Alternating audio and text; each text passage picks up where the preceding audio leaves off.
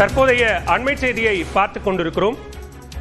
தஞ்சை மாவட்டம் ஆடுதுறை பேரூராட்சி தலைவரும் பாமக மாவட்ட தலைவருமான மா.க. ஸ்டாலினை கொலை செய்ய முயற்சி நடந்திருக்கக்கூடிய நிலையில் தொடர்பான சிசிடிவி காட்சிகள் தற்போது வெளியாகி இருக்கிறது. அந்த காட்சிகளை பார்க்கிறோம்.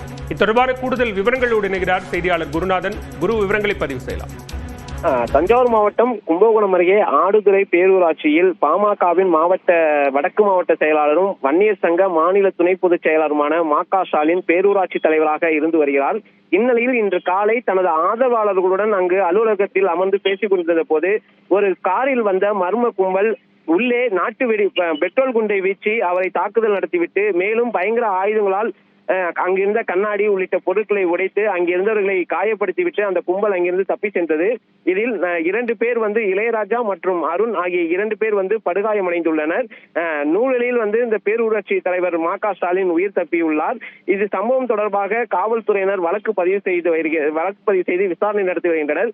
மேலும் சம்பவ இடத்தில் மாவட்ட காவல் கண்காணிப்பாளர் ராஜாராம் பார்வையிட்டு ஆய்வு செய்து விசாரணையை துரிதப்படுத்தியுள்ளார்.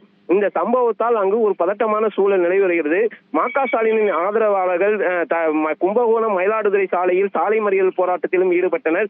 தொடர்ந்து அங்கு டயர்களை கொளுத்தி அவர்கள் போராட்டத்தில் ஈடுபட்டனர். மேலும் இந்த சம்பவம் தொடர்பாக அங்கு 300க்கும் மேற்பட்ட கடைகள் அடைக்கப்பட்டுள்ளது. இதனால் அங்கு ஒரு பதட்டமான சூழலே நிலவி வருகிறது. இந்நிலையில் மர்ம நபர்கள் பேரூராட்சியாளர்கள் உள்ளே புகுந்து தாக்குதல் நடத்திவிட்டு தப்பி செல்லும் காட்சிகள் தற்போது வெளியாகி சமூக வலைத்தில் வைரலாகி வருகிறது. விவரங்களுக்கு நன்றி குருநாதன்.